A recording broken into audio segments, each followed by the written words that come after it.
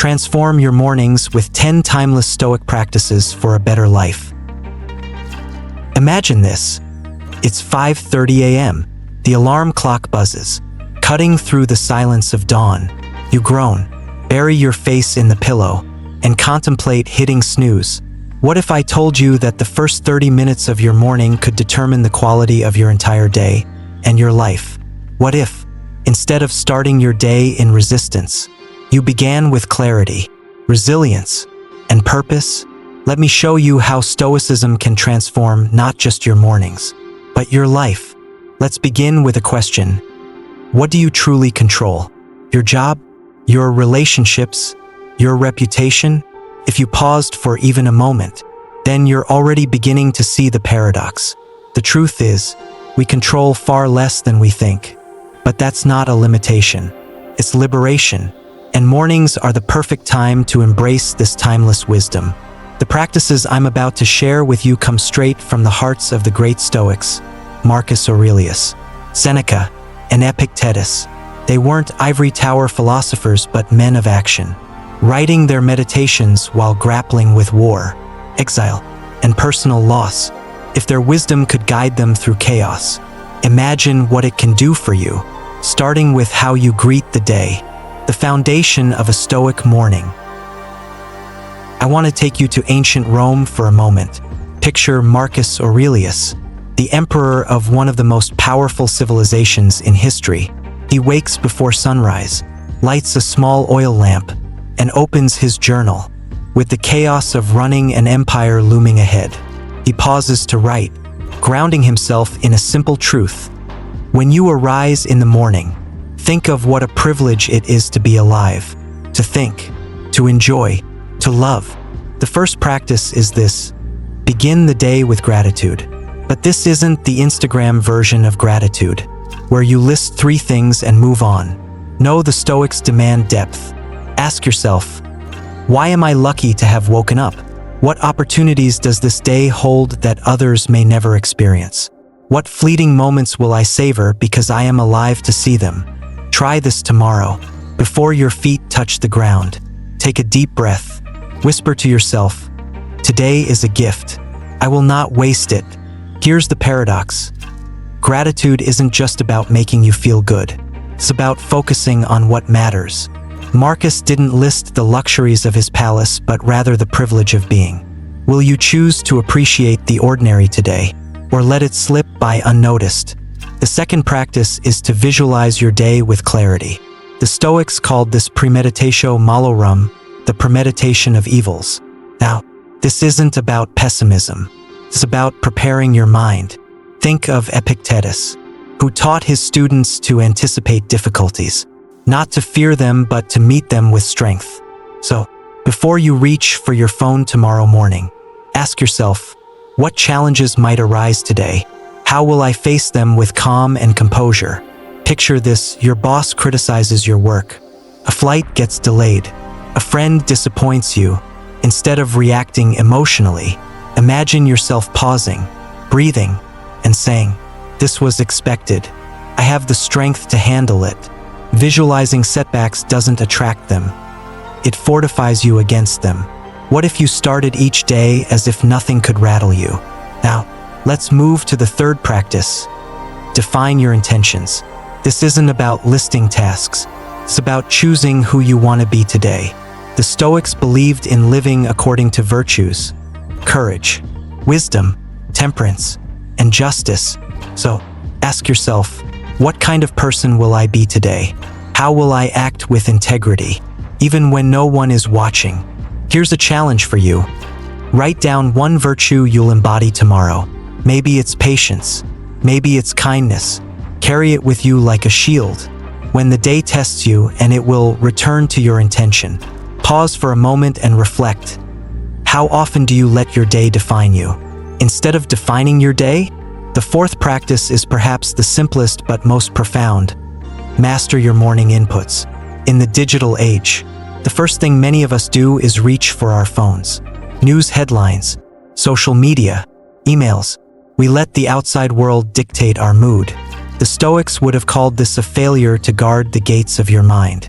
As Seneca warned, You must withdraw into yourself. Only by self-reflection can you achieve freedom. So here's a Stoic experiment. For the first hour of your morning, avoid external noise. Replace it with something grounding, a passage from a philosophical text, a few lines of poetry, or simply silence. Feel the power of starting your day on your terms, not the world's. The fifth practice is embracing a moment of stillness. Marcus Aurelius would sit in silence, reflecting on the nature of his soul and the universe. He knew that even emperors needed to pause. You don't need to meditate like a monk or sit cross-legged on a mountain. Just find one quiet moment, 5 minutes, perhaps where you close your eyes, breathe deeply, and remind yourself of this truth. You are not your thoughts. You are the observer of your thoughts. Ask yourself, when was the last time I simply sat in stillness? Why am I always rushing? The art of Stoic resilience, mastering the dichotomy of control in your mornings. Imagine stepping into your day like a seasoned sailor steering a ship through unpredictable waters. The sky may darken, waves may crash, but you remain composed, steady, unshaken. This is the essence of Stoic resilience, a power rooted in the dichotomy of control. If the first part laid the foundation for mindful mornings, this part arms you with tools to navigate them with strength and grace. The sixth practice is embracing the dichotomy of control.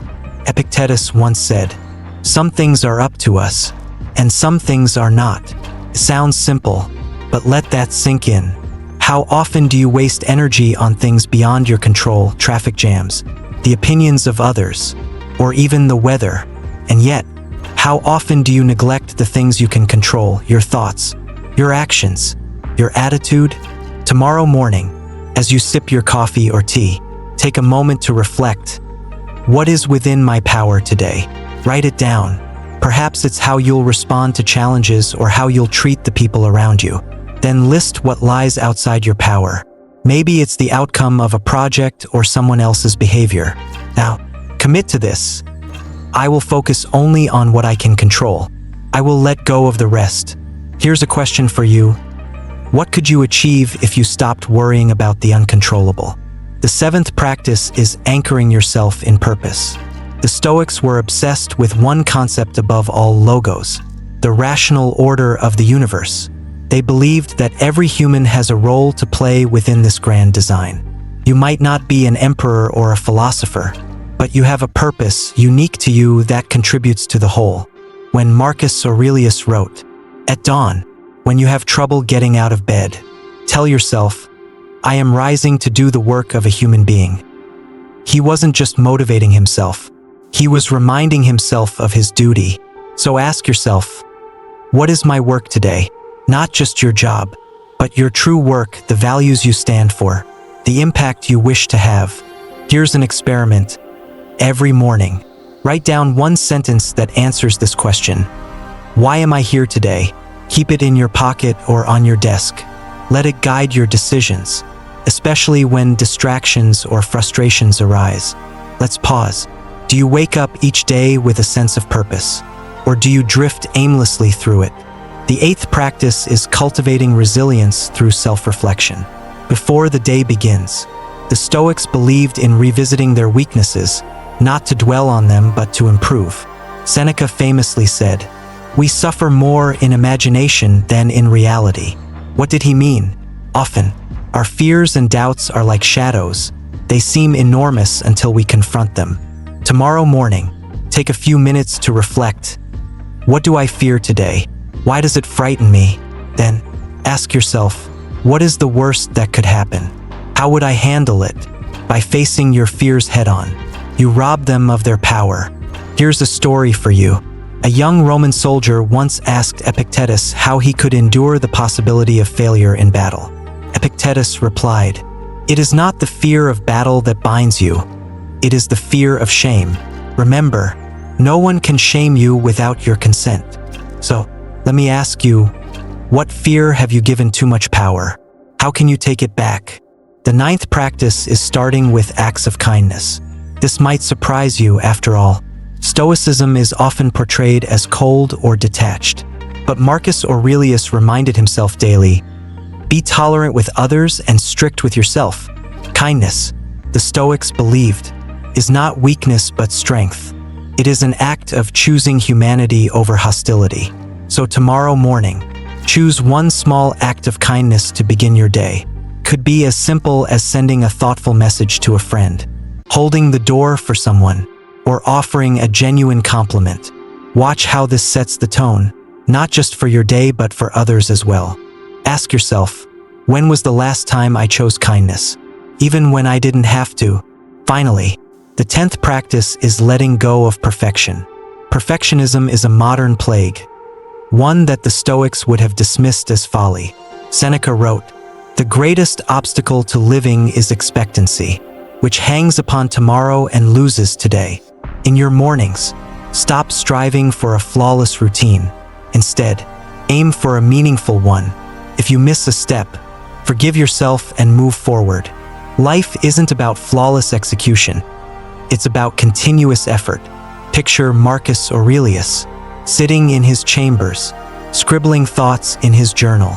He never intended his words to become meditations, a cornerstone of philosophy.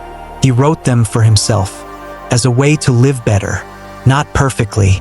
Let me leave you with this. What if your mornings weren't about doing everything right, but about doing the right things?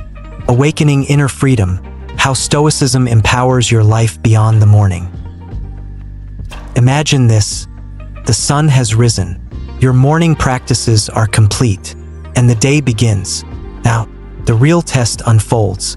The purpose of transforming your mornings isn't just to feel good for an hour. It's to awaken an inner freedom that sustains you throughout the day. Stoicism isn't confined to rituals. It's a way of living, a lens through which you see the world. The morning is merely the starting point for a day rooted in resilience, purpose, and calm. As you step into your day, consider this: freedom is not found in circumstances, but in mastery over your inner world. This brings us to an essential question. What does freedom mean to you? Is it wealth, success, or the absence of obligations? For the Stoics, freedom was none of these. Freedom was the ability to remain unshaken by external forces, to act with virtue regardless of the chaos around you. Let's revisit the dichotomy of control. The morning taught you to discern what is and isn't within your power. But how do you carry this into your interactions with others? The answer lies in a practice the Stoics held dear. Respond. Don't react. Here's an example. Imagine someone cuts you off in traffic or speaks to you rudely at work. Your instinct might be to react, anger flares, and you lash out or simmer in frustration. But a Stoic pauses. They remind themselves, this person's actions are outside my control, but my response is mine alone. Marcus Aurelius wrote, "The best revenge is not to be like your enemy." Think about that. Every time you react emotionally, you surrender your power to another person. But when you respond with calm and reason, you reclaim it. Tomorrow, when frustration arises, ask yourself, will I give my peace away so easily? Now, let's deepen the practice of purpose. In the morning, you set your intention for the day. But purpose isn't static. It evolves as the day unfolds. This requires vigilance and reflection. Seneca often spoke of living deliberately.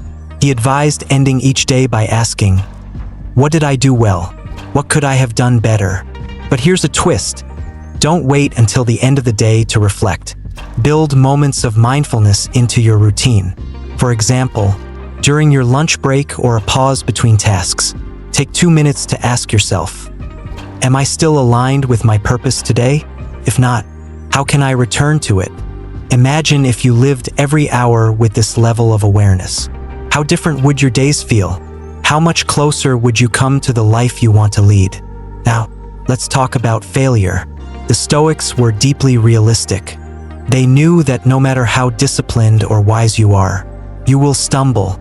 Marcus Aurelius confessed his own shortcomings, writing, "If someone can prove me wrong, I will gladly change my ways."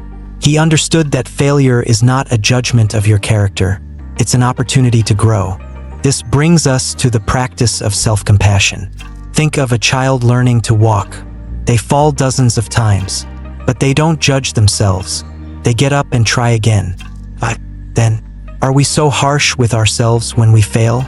The next time you make a mistake, whether it's losing your temper, missing a goal, or falling short of your own expectations, pause. Remind yourself, I am a work in progress. Then ask, what can I learn from this? How will I grow? Let me ask you, when was the last time you treated yourself with the same kindness you offer a friend? Here's another cornerstone of Stoic living. Embrace discomfort. Modern life conditions us to avoid pain at all costs, whether it's physical, emotional, or mental. But the Stoics knew that growth requires stepping into discomfort. Seneca practiced voluntary hardship, eating plain meals, wearing simple clothing, and imagining life without luxuries, not to punish himself, but to remind himself of what truly mattered. Try this tomorrow. Skip your morning coffee, take a cold shower, walk an extra mile. These small acts of discomfort build resilience. They remind you that you're stronger than you think. And when life inevitably throws real challenges your way, you'll face them with greater fortitude. Ask yourself, what discomfort am I avoiding? What might I gain by embracing it? Finally, let's end with the practice of memento mori, remembering death.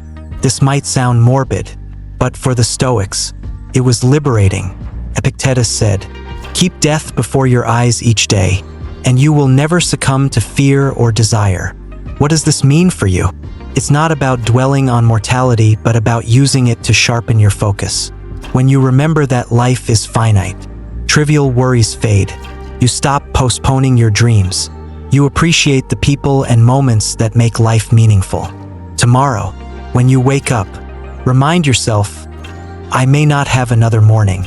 Today is a gift. Then live as though it truly matters. Here's the final question I'll leave you with. If you knew this was your last day, how would you live it? Now, step forward into your day, not as a passive participant, but as a Stoic. Remember, the morning is only the beginning. Each moment is an opportunity to practice wisdom, courage, and kindness. And as you master these practices, you'll discover a profound truth. The good life isn't something you find, it's something you create, moment by moment, with clarity, purpose, and grace, freedom, resilience, and inner peace. They begin with your mornings but echo throughout your life.